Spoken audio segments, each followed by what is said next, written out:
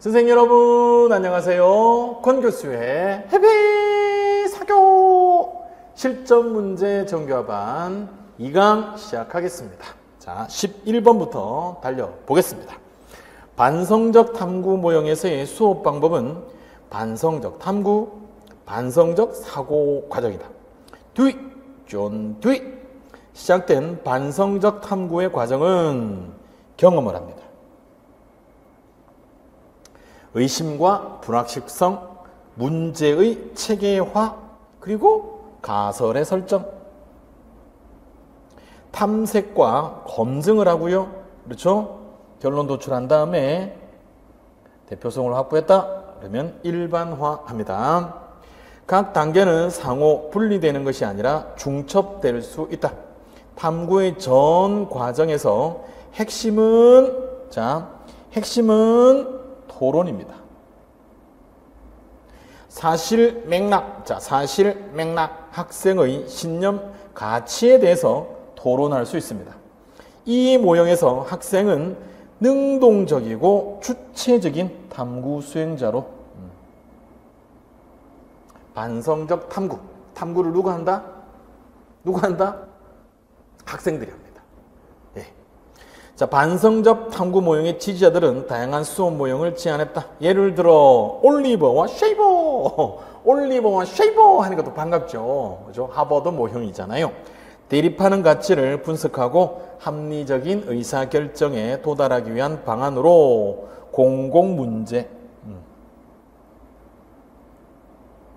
공공문제를 탐구하는 논쟁문제 수업 모형, 논쟁문제 수업 모형을 제안하였는데 이는 하버드 모형 또는 법리, 그렇죠?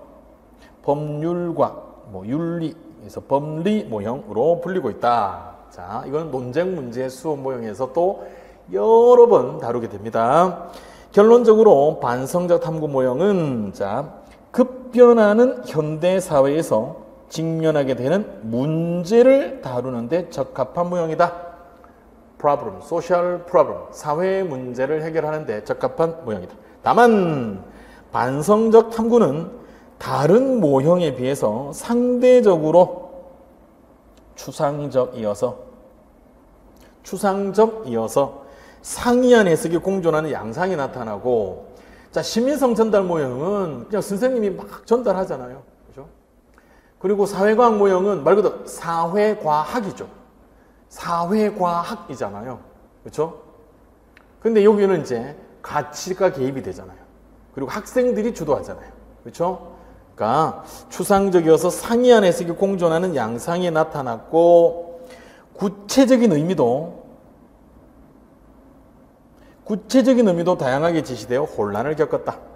이 모형의 취지에 많은 교사들이 공감하고 있음에도 불구하고 취지가 뭐예요? 학생들이 주체적으로, 능동적으로 토론을 하면서 문제 해결, 의사결정 능력을 하는 거잖아요. 취지에 공감을 하면서도, 그렇죠? 체계적인, 많은 교사들이 공감하고 있음에도 불구하고 체계적인 수업 설계가 어렵습니다. 체계적인 수업 설계가 비교적 어렵다는 점이 드러났다. 그러니까 이게 반성적 탐구 모형의 단점 또는 반성적 탐구 모형의 한계 되겠죠. 자, 이 때문에 교사에게 많은 능력을 요구하고 있어서 교사들이 부담스러워하네요. 자, 이 때문에 반성적 탐구는 교사에게 많은 능력을 요구하고 있어서 교사들이 부담스러워한다는 난점이 있습니다. 그냥 학생들이 사실은 너무너무 하고 싶어하고 적극적이고 흔히 말해서 똑똑한 학생들이 아닌 학생들도 많이 있잖아요. 그러니까 맡겨두면 과연 그 학생들이 그걸 그냥 정말 교사가 생각한 그대로 잘 이렇게 진행이 될 거다 쉽지 않겠죠. 그렇죠? 그러니까 하지 말자가 아니라 늘 제가 말씀드린 것처럼 준비를 잘 해야 된다는 이야기입니다. 자, 12번 갑니다. 이제 사회 비판 모형 갑니다. 사회 비판. 자, 사회 비판하면은, 그렇죠? 우리 사회문화 현상을 보는 관점 하면은 이제 갈등론 되고요. 그렇죠? 사상가 마르크스 쪽입니다. 비판. 그죠? 자, 학생들에게 과거의 전통, 과거 하면 전통, 그죠? 현재의 사회적인 관행, 문제 해결 양식 등에 대해서 검토 비판하고 대안을 모색하는 기회를 제공하는 것을 주 목적으로 한다. 자, 사회 비판 모형의 주 목적. 자, 이 모형에서는 사회과 교육이 인종, 성, 계층 등 다양한 영역에서 정의와 평등을 실현시키기 위하여 학생들이 어떤 노력을 할 수 있는지를 깨닫게 하는 것에 주안점을 둡니다. 왜? 인종에 있어서, 성에 있어서, 계층에 있어서 부정의하고 불평등하다라고 볼 수 있다. 그죠? 다 그런 건 아니지만 그럴 수 있다. 그러면 이제 그거를 비판하는 거예요. 그죠? 자, 이는 과거의 전통과 가치, 신념책에 대해서 저항하고 비판하는 것을 통해서 더욱 진일보한 대안을 제시하는 것이 가능하다는 믿음을 전제하고 있다. 자, 과거의 전통과 가치, 신념책에 대해서 저항하고 비판하는 것을 통해서 더욱 진일보한 대안을 제시하는 것이 가능하다는 믿음을 전제하고 있다. 사회 비판 모형의 전제. 따라서 학생들에게도 이러한 비판 능력을 심어주는 것이 진정한 의미의 사회과 교육이라고 보는 것이다. 자, 사회 비판 모형에서 중요시되는 학습 내용은 사회적 소수자 문제, 불공정과 부정의, 소외계층의 문제, 인권 문제 등과 관련된 내용들이다. 인종, 성, 연령, 지역, 계층 등에 의한 각종 차별입니다. 차별. 인종차별, 성차별, 그렇죠? 세대에 따른 차별, 그렇죠? 지역차별, 계층 간의 차별, 그렇죠? 불평등. 자, 이와 같은 학습 내용을 가르치기 위한 교수 학습 방법으로는 대화법, 문제 해결식 수업, 비판적 관점 등을 도입한다. 예컨대 권력을 가진 집단이 그렇지 않은 집단의 권리를 어떻게 침해하고 있는지를 비판적으로 인식할 수 있는 수업 방식을 사용한다. 나아가 각종 차별과 불평등을 확인하고 해결하기 위해서 교사들은 학생들이 처해 있는 다양한 맥락을 존중하고 이에 기반을 둔 교수 학습 방법으로 합니다.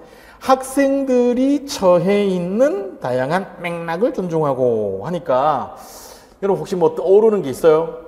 학생들이 처해 있는 맥락을 고려한다. 저는 PCK가 떠오르더라고요. 교수법적 내용 지식 할 때 바로 이거 상황 지식이 떠오르네요. 그렇죠? 상황 지식. 자, 그러나 민주 시민성의 한 영역으로서 비판적인 사고력을 증진하는 일은 중요한 일이지만 비판적인 사고력을 증진하는 것에만 너무 편중된다면 그렇죠? 전통적인 가치와 신념을 일방적으로 부정하는 태도를 가질 우려가 있으며 사회 비판 모형의 단점, 사회 비판 모형이 받는 비판, 그죠?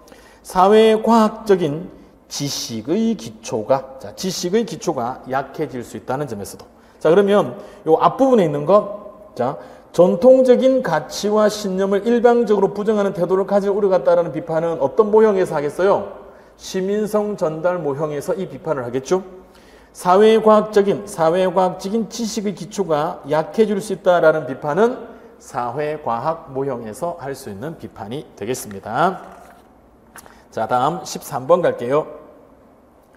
자, 사회과 교육의 본질을 이제 개인 발달의 축으로 보는 개인 발달 모형. 개인 발달 모형. 시사반사계 제일 마지막 개인 발달 모형입니다. 자, 학생 중심 하면은 진보주의예요. 자, 교사 중심 보수주의. 교사 중심 보수주의, 학생 중심 진보주의. 귀납과 연역도 짝짓기 할 수 있다고 그랬습니다. 교사 중심 연역, 학생 중심 귀납. 그렇죠? 실존주의 철학의 기초를 두고 있다. 개인 발달 모형의 주 목적은 긍정적인 자아의 발달 및 성취 그리고 개인적 효능감. 너도 할 수 있어. 너는 충분히 할 수 있어. 그렇죠? 봐, 할 수 있잖아. 해냈잖아. 앞으로도 잘할 수 있을 거야. 너는 좋은 사람이야. 너는 대단한 사람이야. 자, 이런 거 하자는 것이죠. 자, 개인을 위한 취업 준비, 행복한 생활 능력 등의 함양이다. 즉, 이 모형에서는 거시적인 사회 문제의 해결보다 개인의 미시적인 사적 생활과 발달 그리고 자아 실현을 위한 사회과 교육을 지향하는 것이다. 개인 발달 모형의 학습 내용은 학생 개개인의 성공과 학생 개개인의 성공과 자아 실현을 위해서 필요한 것으로 구성이 됩니다. 자, 학습 내용이잖아요.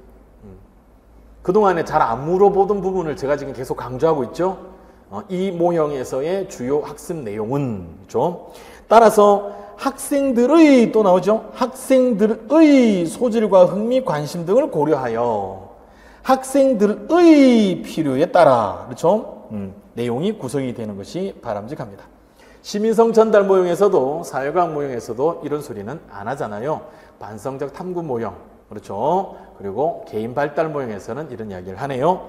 자, 이러한 목표를 실현하기 위해서는 그 다음 개인 발달 모형에서 추구하는 교수 학습 방법은 정형화된 것이 아니고 학생들의 성공과 자아 실현을 위한 다양한 방법이 두루두루 활용되고 있다. 프로젝트 방법, 개별화된 교수 전략, 그리고 소크라테스식 문답법.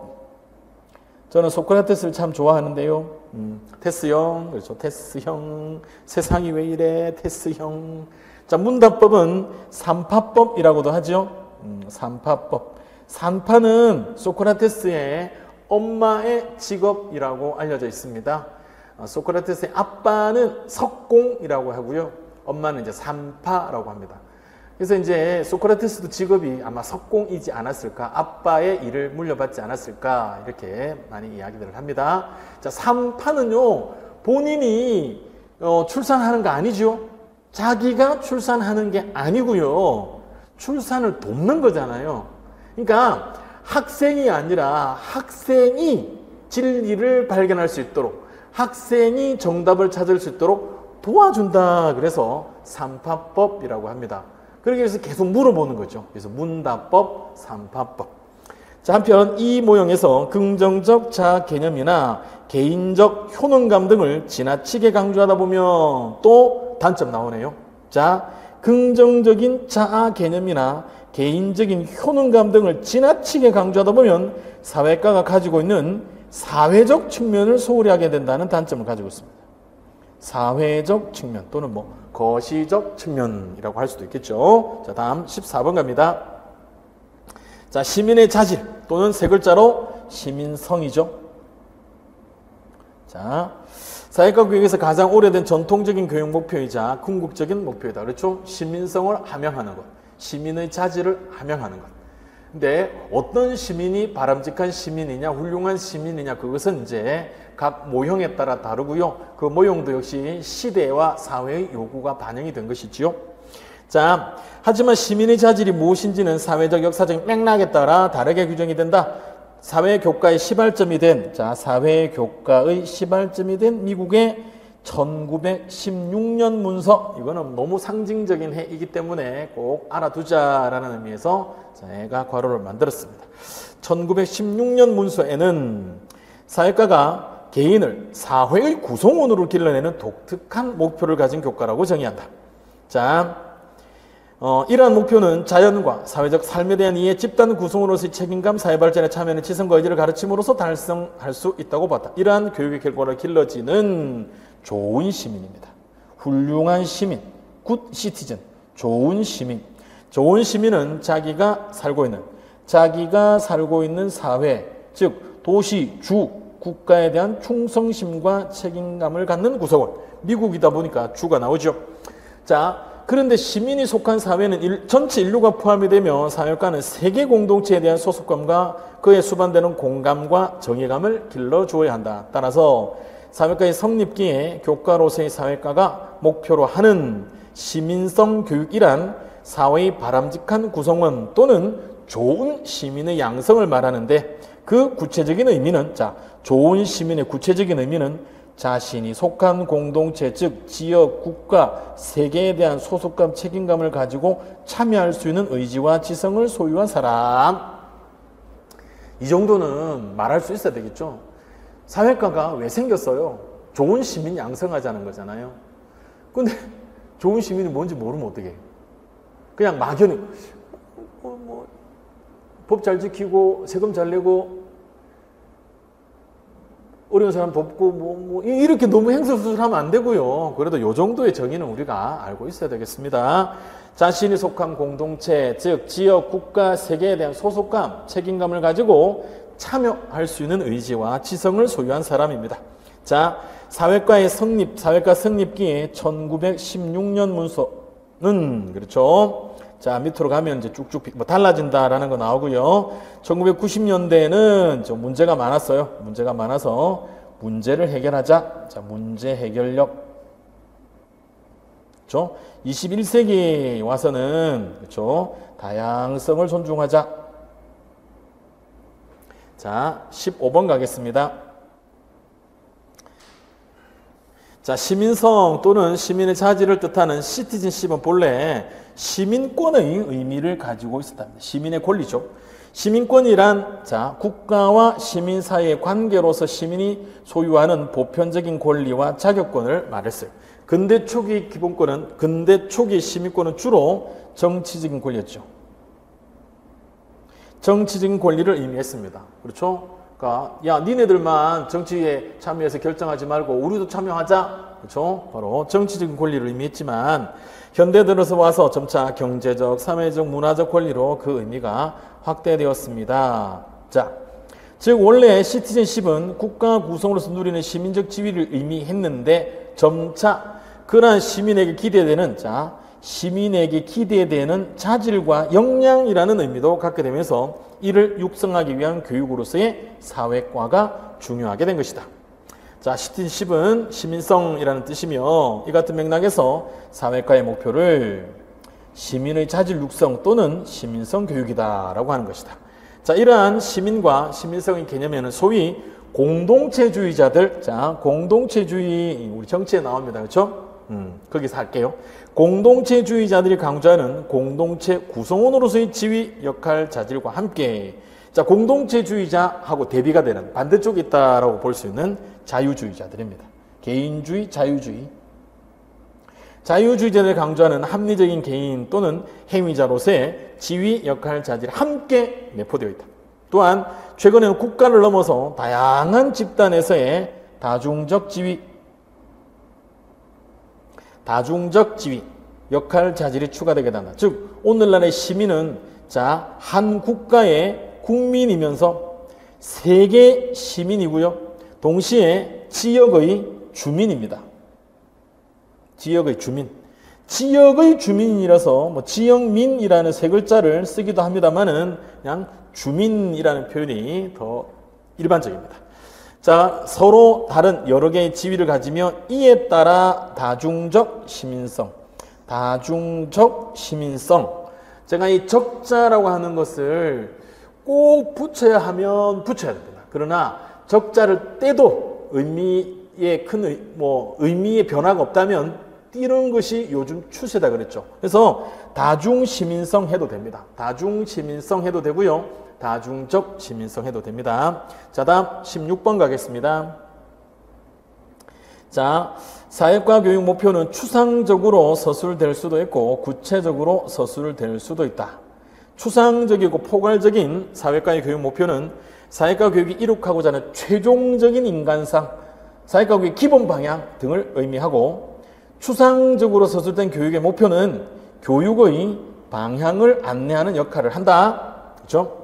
자, 이상과 같이 추상적 교육 목표는 교육의 기본 방향을 제시하지만 학습 활동을 구체적으로 안내하지는 못한다.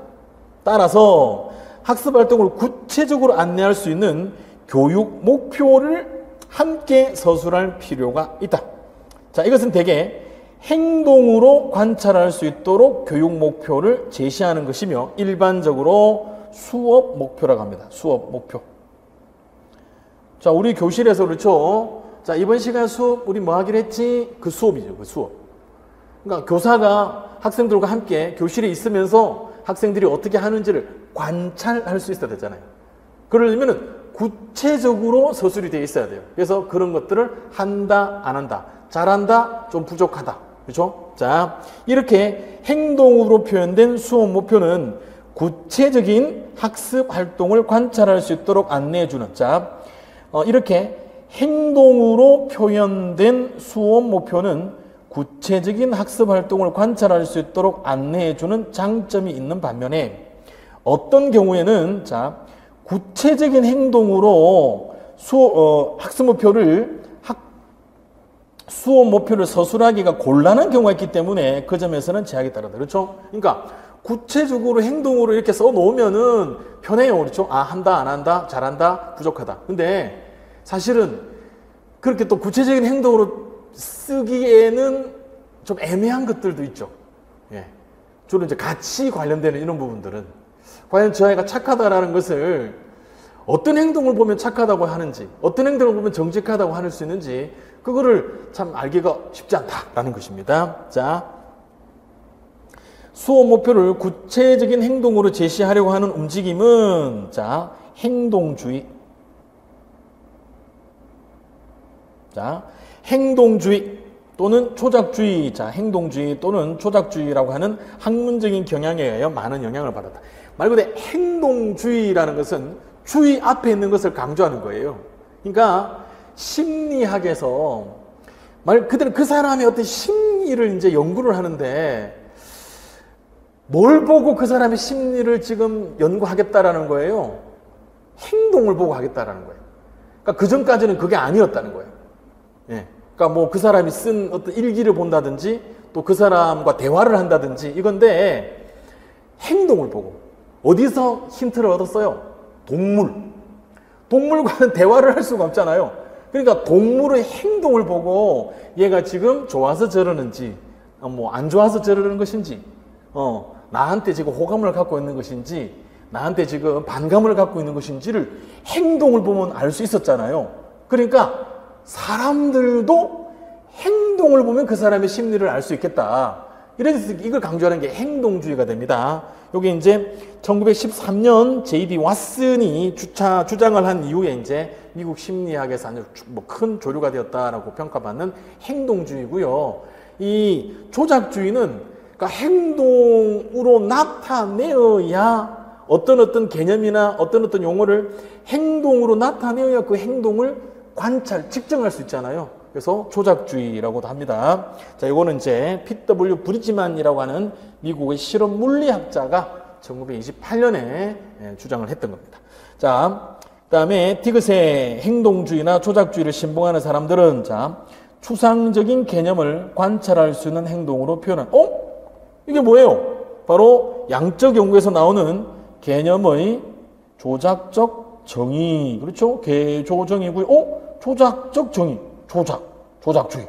그렇죠? 자, 이들은 경험적인 자료를 가지고 사회적인 현상을 연구하려고 하기 때문에 사실상 개념을 조작적으로 정의하는 것이 연구의 과정에 있어서 필수 불가결한 것이 된다. 아하, 개념의 조작적 정의, 사회문화에서 바로 양적 연구할 때 나왔던 바로 그 내용이 여기에 또 나오네요. 그렇죠? 자, 다음 17번 가겠습니다. 자, 사회과의 교육 목표를 행동적으로 표현을 할 때 두 가지입니다. 두 가지. 인지적 목표와 정의적 목표. 자, 이러한 구분은 교육 목표 진술의 방식의 개선에 커다란 공헌을 한 블룸이죠. 벤자민 사무엘 블룸. 자, 그 동료들이 저술한 교육 목표의 이원적 분류라는 책이고요. 자, 인간의 행동은 크게 나누어서 정보를 암기하거나 수학 문제를 푸는 것과 같은 지적인 행동과 수학을 좋아하거나 싫어하는 것과 같은 수학에 대한 태도 또는 사회와 국가에 대한 신념과 가치관 등으로 두 가지로 구분할 수 있다. 이러한 인간 행동의 지적인 측면과 가치 태도적인 측면은 밀접한 관련을 가지고 있지만 개념적으로 구분할 수 있다. 즉, 수학을 좋아해도 수학 문제를 푸는 능력은 낮을 수 있고 수학을 싫어해도 수학 문제는 잘 풀어 좋은 점수를 맞을 수 있다.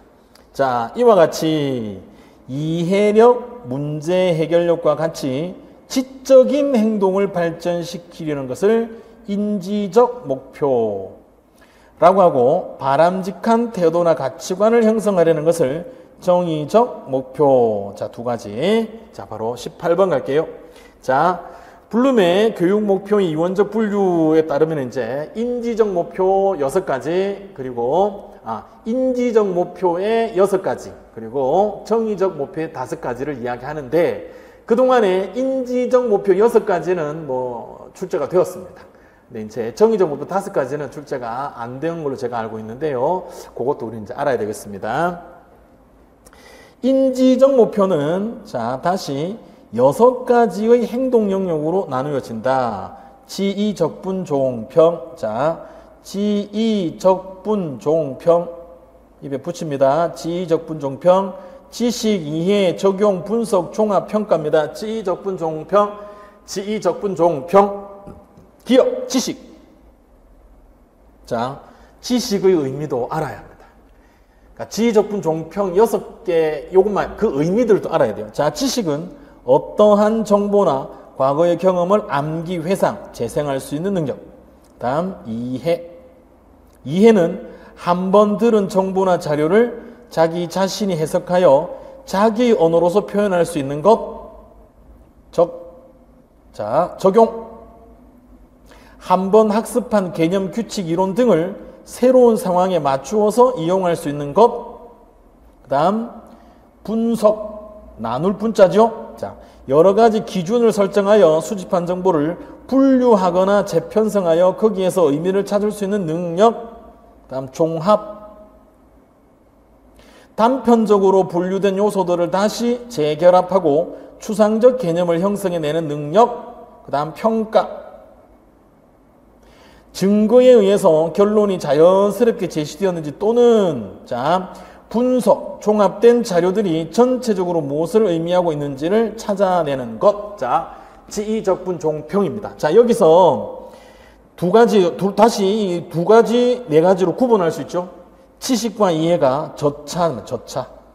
그리고 적분종평이 고차. 자, 질문을 할 때도 지식에 관한 질문, 그렇죠? 이해에 관한 질문은 저차, 그렇죠? 질문입니다. 그렇죠? 나머지 4개가 고차예요. 자, 이 2가지, 4가지도 구분하는 것도 알아둡니다.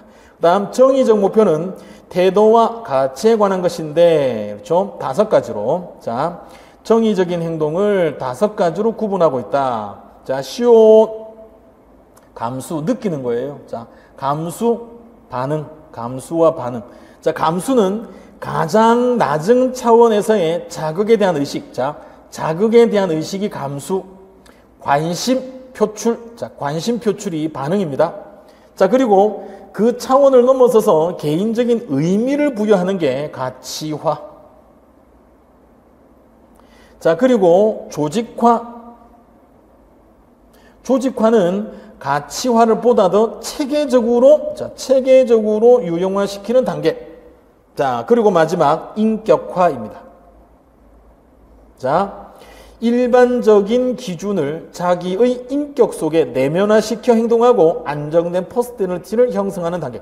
자, 쭉 보다 보니까 그동안에 지의적분종평은 기출이 있는데 요거는 없거든요. 정의적 목표 5가지 행동은. 그래서 요것도 알아두자. 알아둘만 하죠. 그렇죠? 여러분 꼭 기억하기 바랍니다. 자, 다음 문제 19번 문제로 갈게요. 자, 교육 목표의 그렇죠? 구체적인 것은 아까 말했지만 행동적 표현입니다. 자, 행동적 표현을 가장 구체적으로 강조한 것은 메이거입니다. 자, 메이거. 아, 그렇구나 하면 돼요. 자, 목표에 대한 구체화는 목표를 명백히 하는 데 도움이 되지만 너무 세분화하여 학습의 전체적인 방향을 놓칠 수도 있다는 우려도 나왔다. 이것도 알아두고요. 그 다음, 사회과 교육 목표를 행동적 표현으로 서술하는 것은 구체적인 학습 활동을 관찰하고 교실에서, 그렇죠? 관찰하고 평가할 수 있도록 안내해주는 장점이 있는 반면에, 장점, 이런 거 우리 출제위원들이 얼마나 좋아해요? 그렇죠? 구체적인 학습 활동을 관찰하고 평가할 수 있도록 안내해주는 장점이 있는 반면에 행동적 표현으로 서술할 수 없는 사회과 교육의 목표들을 무시하거나 소홀히 하기 쉽다. 그러니까 행동적 표현으로 쭉 하다 보니까 사실 필요한데 어떤 수업 목표로서도 필요한 부분인데 행동적으로 표현하기가 좀 어렵잖아요. 그러면은 없는 거예요. 그냥 넘어가 버리는 거예요. 왜? 행동적인 표현으로 표현하기가 어려우니까. 그죠? 자, 또한 추상적인 개념을 관찰할 수 있는 행동으로, 그렇죠? 행동적 표현으로, 자, 조작적으로, 앞에서 나왔죠? 자, 행동주의, 조작주의, 조작적으로 정의하다 보면은 목표의 왜곡이 나타날 수 있다. 자, 다시 말하면 교육 목표를 너무 세부적인 목표로 제시하는 것은 교육의 전체적인 방향성을 잃도록 하는 우를 범할 수도 있다. 매클루어는 이와 같은 현상을 과도한 상세화,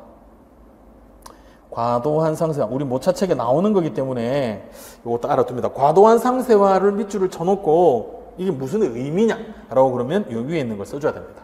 자, 따라서 교육의 전반적인 방향을 제시하는 추상적인 목표와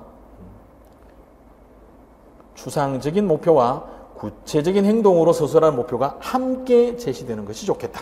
자, 계속해서 20번 갑니다. 자, 미국 사회과 이제 시작합니다. 사회과가 학교 교과로서 공식적으로 확산되는 계기가 되었던 NEA, 전미교육협회의 몇 년? 1916년 보고서. 자, 초기 사회과에서 강조됐던 목표를 추정할 수 있다. 이 보고서에서 권장하고 있는 사회과 교육 과정에서는 역사 지리와 함께 12학년, 고등학교 3학년에 그렇죠? POD죠. POD? Problems of Democracy. 그렇죠? Problems of Democracy. 민주주의의 문제. 이 제라고 하는 것은 여러. 자, 민주주의의 여러 문제 이렇게 되기도 하고요. 이거는 모차책에서는 이제 민주주의 제문제라고 번역이 되어 있고, 박상준 책에서는 민주주의의 문제들 이렇게 번역이 되어 있습니다. 자, 또한 사회과의 목적을 사회적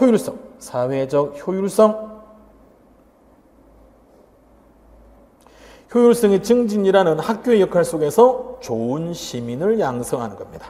자, 이렇듯 시민성 함양 또는 좋은 시민의 양성은 사회과 탄생기의 목표로 제시되었던 개념이다. 뭐 계속 여러 번 지금 이야기하고 있습니다. 그러나 실제 미국의 학교 현장에서는 여전히 전통적인 역사 과목을 강조하거나 사회과학을 축소해서 가르치거나 또는 사회문제 중심으로 조직하여 가르치는 등 다양한 형태의 사회과 교육 과정이 운영되었다. 따라서 사회과 교육의 목표로서의 좋은 시민도 애국적인 국민이 있었고요. 그렇죠? 사회과학적 지식을 갖춘 시민, 그렇죠? 자, 요거 애국적인 충성스러운 국민, 애국적인 국민, 요거 시민성 전달 모형이고요. 사회과학적 지식을 갖춘 시민, 요거 사회과학 모형이죠. 사회 문제를 잘 해결할 수 있는 시민, 그렇죠? 요거 반성적 탐구 모형입니다. 자, 계속해서 21번 갑니다. 잘 따라오고 있죠, 여러분들? 자, 미국의 사회과 교육에서 1950년대 이후 지대한 영향을 준 대표적인 연구로는 헌터와 메트칼프의 반성적 교수 이론에 관한 저서를 들 수 있다. 반성적? 교육 아닌가요? 왜 아니겠어요? 계속 보세요. 자, 1950년대 초반이 나오고는 그들은 반성적 사고가 사회과 교육의 목표라고 주장을 합니다. 그들은 인간의 사고 유형을 백일몽이라고도 하죠. 그러니까 뭐 낮인데도 자는 것처럼, 낮인데도 이렇게 자는 것처럼 이렇게 혼미한 거, 이런 걸 이제 백주몽이라고 합니다. 상상, 개인의 신념, 그리고 객관적인 타당성과 증거에 의해서 생각하는 것 등으로 나누고, 그 마지막 것을 반성적 사고라고, 즉 객관적인 타당성과 증거에 의해서 생각하는 것, 이게 뭐다? 반성적 사고네요. 자, 반성적 사고는, 자, 이거 알아야 합니다. 반성적 사고의 의미 쓸 수 있어야 됩니다. 주어진 문제를 현실적으로 파악하고 논리적으로든 경험적으로든 증명할 수 있는 증거에 의하여 결론을 도출해내는 사고, 이게 반성적 사고입니다. 여기서 중요한 게 논리적으로든입니다. 자, 주어진 문제를 현실적으로 파악하고 논리적으로든 경험적으로든 증명할 수 있는 증거에 의하여 결론을 도출해내는 사고, 이게 뭐다? 반성적 사고. 반성적 사고의 의미를 서술하시오. 자, 이러한 사고 방법은 과학적인 방법과 비슷하지만, 왜? 그래서 제가 이거 논리적으로든 이게 중요하다 그랬잖아요. 자, 과학적인 방법과 비슷하지만 반드시 같은 것은 아니다. 자, 과학적인 방법이 반드시 경험적인 증거를 필요로 하는 데 비하여 반성적 사고에서는 경험적인 거 또는 논리적인 거. 그죠? 자, 논리적인 거. 자, 논리적인 법칙에 의해서도 결론을 내릴 수 있기 때문이다. 자, 따라서 사회과에서 인지적인 문제뿐만 아니라 가치관과 같은 정의적인 문제를 다루는 데에도 도움이 된다. 자, 헌터 메트칼프가 반성적 사고를 사회과 교육의 목표로 생각하게 된 것은 나오잖아요. 존 듀이가 나오잖아요. 자, 존 듀이가 저술한 우리는 어떻게 생각할 것인가 라는 책에서, 자, 우리는 어떻게 생각할 것인가 라고 번역되기도 했지만, 이건 모차책에서는 이렇게 나오는데요. 우리 기출에서는 그냥 짧게 생각하는 법, 이렇게 번역이 되기도 했습니다. 같은 책입니다. 생각하는 법. 우리는 어떻게 생각할 것인가 라는 책에서 시사를 받은 것이다. 그 기본적인 바탕은 문제를 제기하고 가설을 설정하고 자료 수집하고 결론으로 가는 거죠. 자, 이러한 사고방식은 막연하게 도덕적이고 철학적인 교육의 목표를 제시하는 종래 이론에 비하여 객관적인 근거를 바탕으로 사물을 보려고 하는 사고방식을 발전시키는데 크게 공헌하였다. 듀이의 이론에서 크게 영향을 받은 헌터 메트칼프 이론은 다음에 설명하는 마샬리스의 탐구 수업의 핵심을 이루고 있는 것이다. 그렇죠? 자, 다음 22번 갑니다. 자, 제롬 브루너가 1960년에 출판한 교육의 과정, 아주 중요한 책입니다. 자, 여기 교육의 과정, 브루너의 교육의 과정이 있고요. 여기 듀이의 우리는 어떻게 생각할 것인가, 그렇죠? 생각하는 법, 2024학년도 우리 기출이죠. 자, 지식의 구조화와 발견학습. 주장하자 사회과에서도 지식의 구조, 사실, 개념, 일반화, 이론, 지식의 구조, 습득과 탐구 기능이 사회과의 교육 목표가 되어야 한다는 주장이 나타났다. 지식의 구조화는, 자, 지식의 구조화가 뭐냐? 지식의 구조화는 교육 과정이나 교과의 내용을 구성할 때 그 교과의 가장 기본이 되는 사실, 개념, 일반화, 이론 등을 중심으로 내용을 조직해야 하는 것. 자, 지식의 구조화의 의미를 서술하시오. 교육 과정이나 교과의 내용을 구성할 때 그 교과의 가장 기본이 되는 사실, 개념, 일반화, 이론 등을 중심으로 내용을 조직해야 하는 것. 자, 예컨대 사회과에서 정치학 내용을 교수하기 위해서는 정치학의 가장 기본이 되는 사실, 개념, 일반적인 법칙 등을 중심으로 교육 내용을 조직하는 것이다. 자, 교과의 내용을 이렇게 구조적으로 조직하는 것은 지식의 양이 폭발적으로 증가하는 현대사에서 많은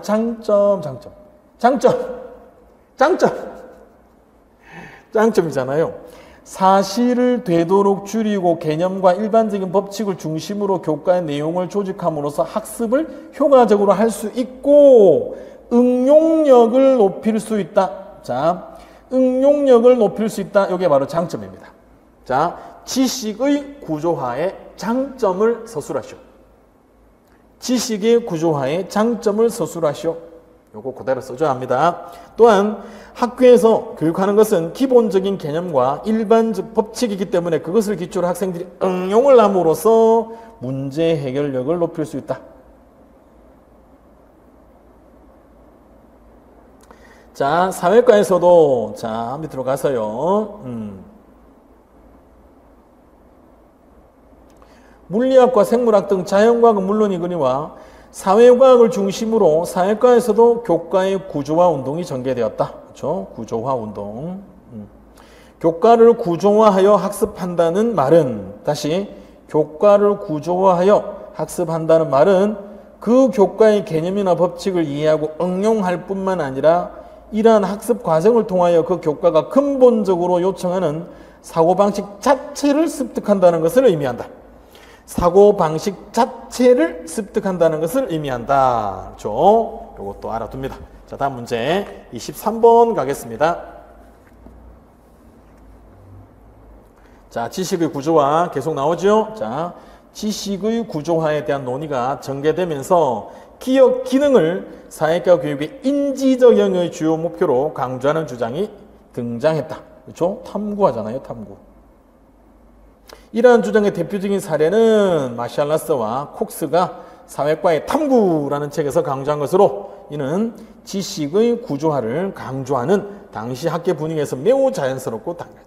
자, 왜냐하면 사회과에서 지식의 구조화에 대한 활발한 논의 자체가 특정한 지식을 학생에게 강제적으로 주입시키려는 것이 아니라 교과의 가장 기본이 되는 기초적인 개념과 법칙을 가르쳐주고 그것을 새로운 상황에 학생들이 스스로 뭐 할 수 있게?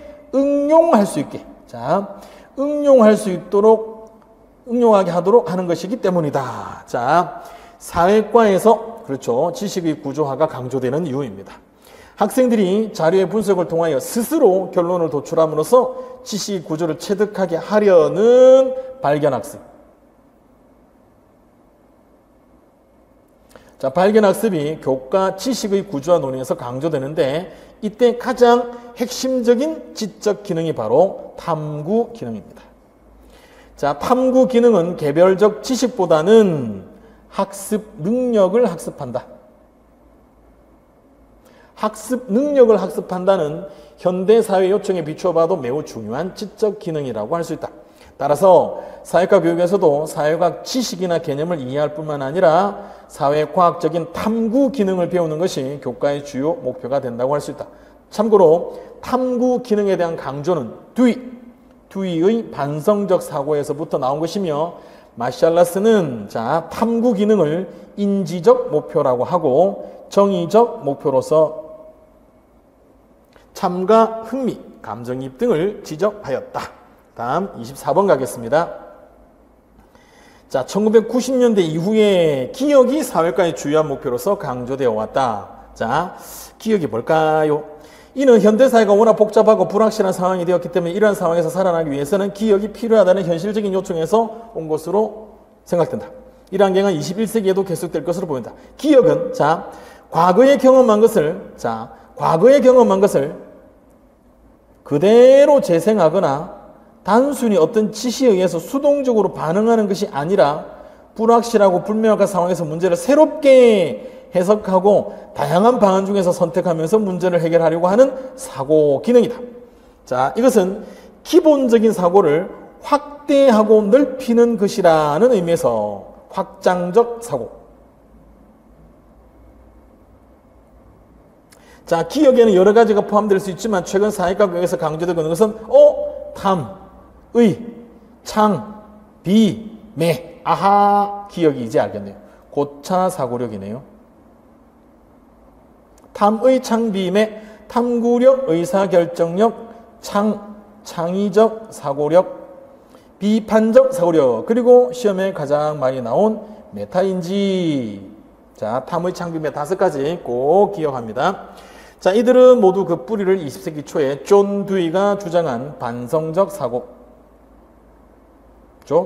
반성적 사고, 살핀다, 돌이켜서 살핀다, 살필성이잖아요. 그렇죠? 메타인지로 대표됩니다. 자, 25번 문제로 갈게요. 자, 25번, 26번 두 문제만 하고 2강 마무리하겠습니다. 자, 학교 교육에서는 교과를 통하여 그 교과의 중요한 개념과 법칙을 이해하고 응용할 수 있는 능력을 기를 뿐만 아니라 가치 교육을 함께 하는 것도 중요하다. 자, 그렇죠? 지식과 가치입니다. 자, 그러나 1960년대 기억 시기를 거치면서 사회과에서는 주로 자, 인지적인 영역의 목표들이 간주되었다. 무슨 시기? 신사회과. 신사회과 시기. 그렇죠? 브루너. 교육의 과정, 학문 중심 교육 과정, 사회과학 모형. 자, 이러한 현상의 이면에는 무엇보다도 인지적 영역의 지식과 달리 정의적 영역에서는 가치 태도를 지식의 구조화처럼 구조화해서 가르칠 수 있는 내용을 구성하기가 어렵다는 측면이 있었다. 그러나 그 와중에도 헌트와 메트칼프 등 반성적 사고를 강조하는 사람들은 여전히 사회과 교육 과정이 가치가 개입되어 있는 논쟁적 문제를 중심으로 조직되어야 한다고 주장하였고, 그죠? 논쟁 문제수 올리버와 쉐이브가 떠오르기도 하네요. 앵글과 어초와 뱅크스 등. 자, 뭘 강조한다? 의사결정. 지식을 전제로 하고요. 가치 판단을 해서 이것이 가장 적절한 대안이구나를 결정하는 게 바로 의사결정이잖아요. 자, 사회과학 지식과 함께, 그렇죠? 개인적 가치의 검토와 가치 명료화, 가치 분석. 명분 나오네요. 엄발 명분. 그렇죠? 자, 바로 가치 탐구의 중요성을 강조합니다. 또한 1980년대 후반 이후 시민성의 주요 덕목으로 정의감, justice, 정의감뿐만 아니라 배려, 넬 나딩스 배려. 자, 이러한 덕목은 양극화가 심화되어 가고 있는, 이 밖에도 21세기에는 내면적 가치와 함께 적극적인 실천과 행동에도 주목하면서 사회 규범을 따르고 타인의 복지를 증진시키는 친사회적 행동입니다. 그러니까 친사회적 행동의 의미를 쓰시오. 아니면 사회 규범을 따르고 타인의 복지를 증진시키는, 말 그대로 이렇게 친사회적 빈칸할 수 있습니다. 친사회적 행동은 사회의 규범을 따르고 타인의 복지를 증진시키는, 이게 뭐다? 친사회적 행동입니다. 자, 마지막 26번 문제입니다. 다원화된 사회의 시민에게는 다원화된, 그렇죠? 다중적 시민성, 다중시민성.